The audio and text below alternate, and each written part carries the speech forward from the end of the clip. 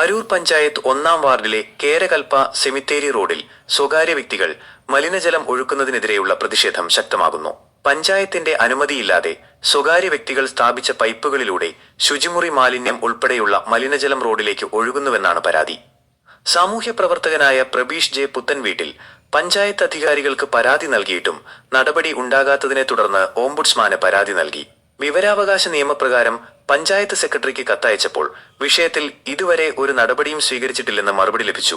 ബന്ധപ്പെട്ട അധികാരികൾ നൽകിയ വാക്ക് പാലിക്കണമെന്നാണ് പ്രബീഷിന്റെ ആവശ്യം.